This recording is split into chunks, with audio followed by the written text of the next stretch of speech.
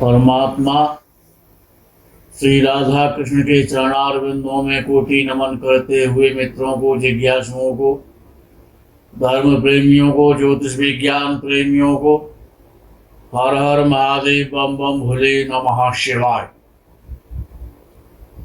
मित्रों, ज्योतिष शास्त्र अपने में बड़ा विलक्षण और द्वितीय तीनों कालों का ज्ञान कराने वाला वेदांग शास्त्र है। कुछ लोगों की जिज्ञासा रहती है, क्या राजनीति में जाने का हमारा कोई योग है? क्या हमको पॉलिटिक्स करनी चाहिए? एक समय था कि पॉलिटिक्स, राजनीति समाज सेवा के, देश सेवा के, प्रदेश सेवा के लिए की जाती थी। लेकिन अब ऐसा प्रतीत होता है कि राजनीति एक व्यापार है, और व्यापार अच्छा व्यापार है, हर कोई व्यक्ति करना चाहता है। पहले एक समय हुआ करता था कि जिस प्रकार से कि जो पंडित जी हुआ करते थे या जो ज्योतिषी जी होते थे, वो पंचांग के माध्यम से लोगों को ज्ञान दिया करते थे। लेकिन अब समय बदल गया है, परिवर्तन हुआ है। तो ज्योतिष शास्त्र क्या है, कुंडली क्या है, ग्रह क्या है, नक्षत्र क्या है, ये आप लोग भी बहुत कुछ उसमें जानते हैं, यूट्यूब के माध्यम से, वीडियोस के माध्यम से। तो राजनीति में जाने के लिए, राजनीति करने के लिए, राजनीति में सफल होने के लिए, अच्छा, उत्तम, श्रेष्ठता के साथ में, सम्मान के साथ में पद प्राप्त करने के लिए कौन कौन से योग होने चाहिए? राजनीति में उच्च स्थान प्राप्त करने के लिए 3 लग्न बलवान होने चाहिए। पहला, जन्म लगन बलवान होना चाहिए। दूसरा, चंद्र लग्न बलवान होना चाहिए। तीसरा, सूर्य लग्न को भी बली होना चाहिए। दूसरा नंबर आता है कि लगन चतुर्थ, पंचम, नवम और दशम भाव में सूर्य की स्थिति अच्छी होनी चाहिए। राजनीति करने के लिए कुंडली में सूर्य या तो लग्न में बैठा हो, चतुर्थ भाव में बैठा हो, पंचम भाव में बैठा हो, नवम में हो, अथवा दशम भाव में सूर्य की स्थिति अच्छी होनी चाहिए। बली और मजबूत सूर्य होना चाहिए। आगे लिखा गया है कि राज योगों की संख्या अधिकतम होनी चाहिए। जो 1000 से अधिक कुछ जो राजयोग ज्योतिषकारों ने वर्णित किए हैं, तो अधिकाधिक संख्या में राजयोग कुंडली में होने चाहिए। नवम भाव, दशम भाव और एकादश भाव और इनके स्वामी बलवान और बली होने चाहिए। जीवन में समय से इन भावों के स्वामियों की दशा भी आनी चाहिए। लोकतंत्र का कारक शनि है। तो कुंडली में शनि को भी देखना आवश्यक है कि शनि बलवान होना चाहिए, क्योंकि शनि ही लोकतंत्र का कारक है, जनता का कारक है, जन समूह और जनसंख्या, मतदाता और किसानों का कारक है। तो शनि बलवान होना चाहिए, लग्न बलवान होना चाहिए। लग्न और लग्नेश का संबंध कर्क और सिंह राशि के साथ तुला और धनु राशियों के साथ में होना चाहिए, आवश्यक है। अर्थात लगन कर्क हो, सिंह हो, तुला हो या धनु हो अथवा वृश्चिक हो। लगन का मजबूत होना, बली होना, और लग्नेश का कर्क, तुला, सिंह और धनु और वृश्चिक राशि में बैठना आवश्यक है। कर्क राशि का स्वामी चंद्रमा, चंद्रमा भी जनता को संकेत करता है, जनसमूह और जनता। तो कर्क राशि और कर्क राशि का स्वामी चंद्रमा, सिंह राशि और सिंह राशि का स्वामी सूर्य सत्ता और सरकार को इंगित करते हैं। यानी चंद्र का और सूर्य का बलवान होना सत्ता का अधिकार और सरकार में साझेदारी दिखाता है। लगन या दशम भाव पर मंगल, बृहस्पति और शनि का प्रभाव भी सामान्यतः बड़े बड़े राजनीतिज्ञों की कुंडली में देखा जाता है। यानी कि लगन पर और दशम भाव पर मंगल, बृहस्पति और शनि का प्रभाव परमावश्यक है। महाभाग्य योग, पंच महापुरुष योग, नीच भंग राजयोग, अधियोग, बासुमती योग, केंद्र एवं त्रिकोण का संबंध बहुत आवश्यक है। ये योग और केंद्र और त्रिकोण के द्वारा राजयोग आत्मकारक और अमात्य कारक केंद्र या त्रिकोण में होने चाहिए। मित्रों, इस चैप्टर को यही क्लोज करते हुए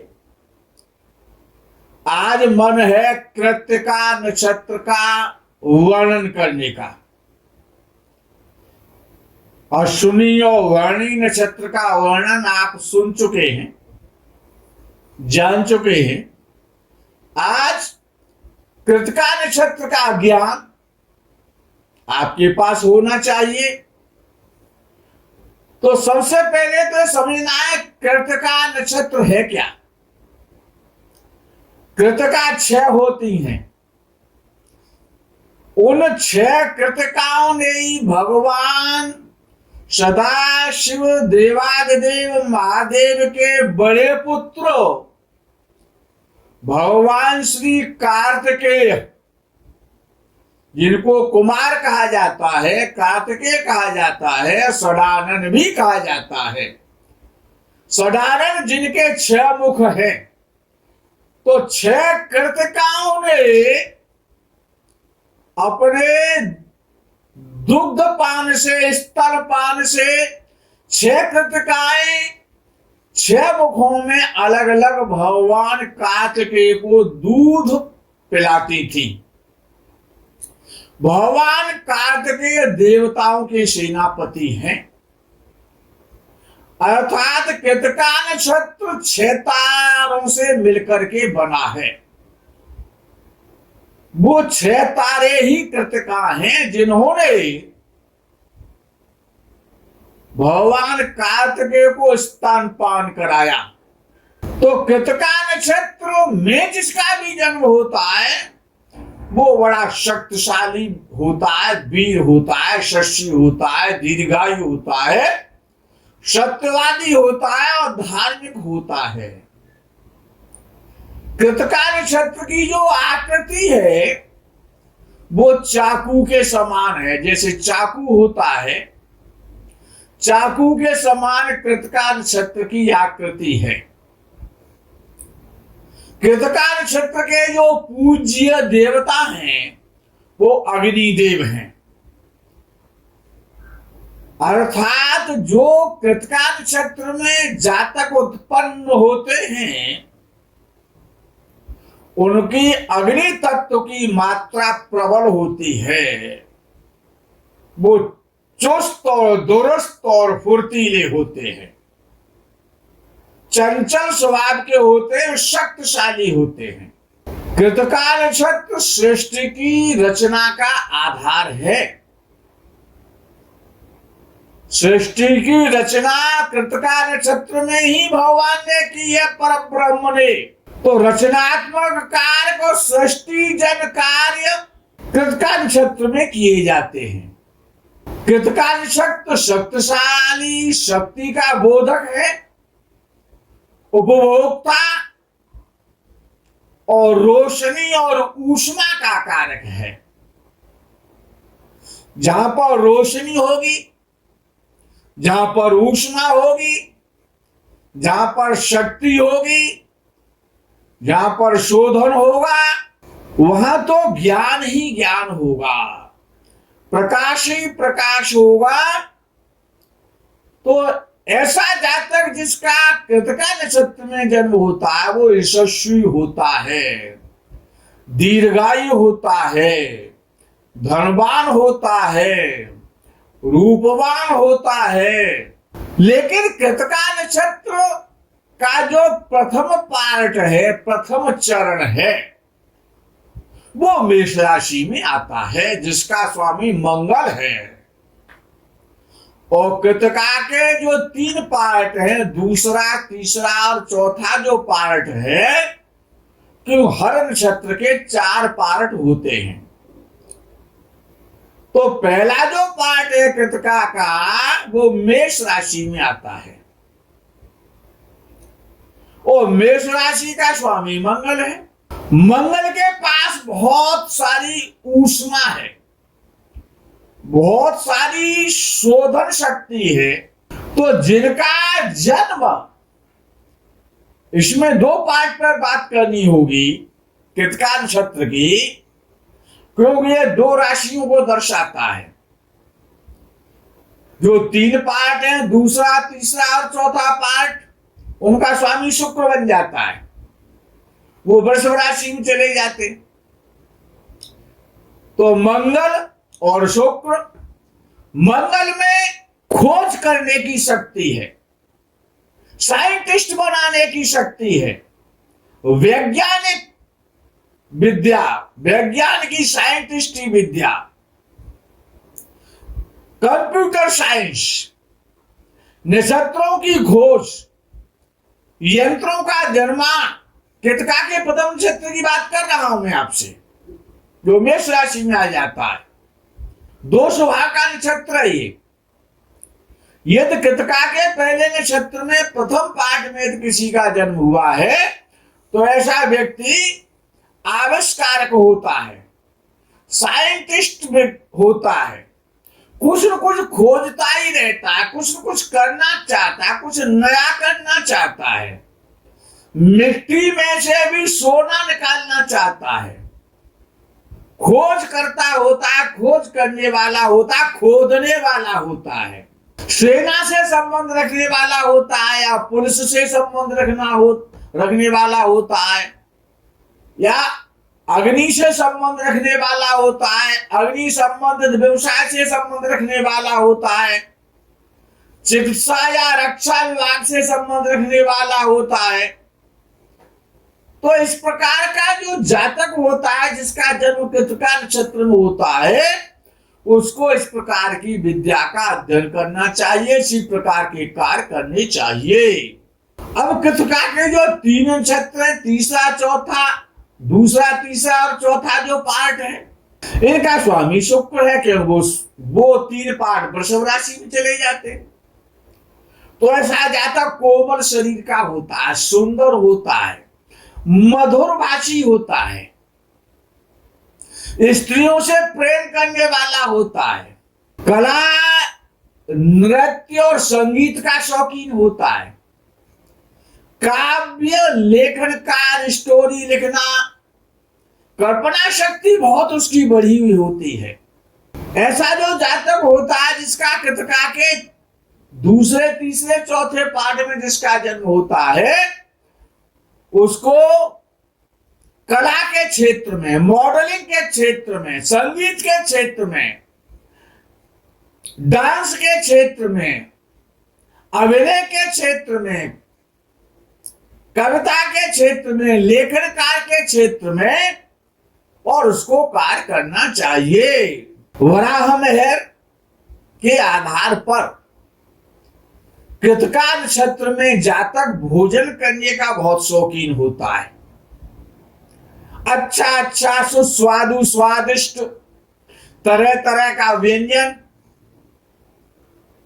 करना चाहता है, बहुभोजी होता है और स्त्रियों की तरफ आकर्षित होता है और आकर्षण युक्त होता है, प्रसिद्धि प्राप्त करता है। कृतिका जो नक्षत्र है, शरीर में उसका जो अधिकार है कमर पर है, कूल्हे पर है। तो कूल्हे और कमर का तो नृत्य के और डांस के क्षेत्र में विशेष कार्य है। तो कृतिका जो नक्षत्र है, उसका जो अधिकार है शरीर में, वो कूल्हे और कमर पर होता है। कृतिका नक्षत्र जिसका भी होता है, उसकी कमर बहुत अच्छी होती है, नृत्य करने में बड़ा प्रवीण होता है, अभिनय करने में। बॉलीवुड में ऐसे व्यक्ति सफल हो जाते हैं, ऐसे जातक सफल होते हैं। या फिर कथावाचक, पांडित्य करने वाला, अच्छा ज्योतिषी भी बन सकता है, ज्योतिषकार हो सकता है, शास्त्रों का अध्ययन कर सकता है, पुराण आदि का, वेद आदि का अध्ययन। मेदिनी ज्योतिष के आधार पर कृतिका नक्षत्र चावल, तिलहन, तिलहन जिनसे तेल निकलता है, सरसों है, मूंगफली है, सोयाबीन है, सूरजमुखी है, जिनसे तेल उत्पन्न होता है, जो खाद्य तेल होते हैं, तिलहन का कारक है कृतिका नक्षत्र। मेवा, ड्राई फ्रूट, बादाम है, पिस्ता है, अखरोट है, मुनक्का है, चिरौंजी है, काजू है, इनका व्यापार अगर व्यापार करना है तो तिलहन का व्यापार करना चाहिए, चावल का व्यापार करना चाहिए, ड्राई फ्रूट का व्यापार करना चाहिए। या फिर बहुमूल्य जो चीज होती है, हीरा, डायमंड, डायमंड का व्यवसाय होना चाहिए। लेकिन याद रखना चाहिए कब, जब दूसरे तीसरे और चौथे पार्ट में जन्म हुआ है तो डायमंड का व्यापार करना चाहिए ऐसे जातक को। बहुमूल्य पदार्थों, बहुमूल्य रत्नों का, यानी वो जौहरी बन सकता है, जवाहरात का काम कर सकता है। या फिर धातुओं का, अब धातुओं में तो स्टील भी आता है, इस्पात भी आता है, लोहा भी आता है, चांदी भी आती है, गोल्ड भी आता है, कॉपर भी आता है। जो धातुएं हैं, एल्युमिनियम इत्यादि जो भी धातुएं हैं, इनसे संबंधित उसको काम करना चाहिए। अंतरराष्ट्रीय व्यापार में सक्सेस होता है। या फिर सशस्त्र सेना, ये पहले चरण में जन्म हुआ है कृतिका में, तो सेना से संबंधित, पुलिस से संबंधित, प्ले स्पोर्ट से संबंधित, पैरामिलिट्री फोर्स से संबंधित, सीआरपीएफ, बीएसएफ है, पुलिस विभाग है, इनसे संबंधित काम करना चाहिए। कृतिका के पहले नक्षत्र में जन्म हुआ है और दूसरे तीसरे पार्ट में जन्म हुआ है तो सूद का काम कर सकता है, इंटरेस्ट का, फाइनेंस का, इस प्रकार के व्यक्ति को काम करनी चाहिए। तो कृतिका नक्षत्र के जो दूसरे तीसरे जो चरण हैं, उनमें यदि जातक का जन्म होता है तो बड़ा सौभाग्यशाली होता है, धनी होता है, बहुत बड़े आलीशान कोठियों में रहने वाला होता है, भूमि भवन वाहन पत्नी का अच्छा सुख मिलता है, श्रेष्ठ संतान की प्राप्ति होती है और पुण्यात्मा होता है, दानी होता है, हर प्रकार के सुखों को प्राप्त करता है और अपने परिवार का नाम रोशन करता है। मित्रों, आज यही विश्राम, आगे की प्रकरण का आप इंतजार करें। तब तक के लिए हर हर महादेव, बम बम, भोले नमः शिवाय, जय गौ माता।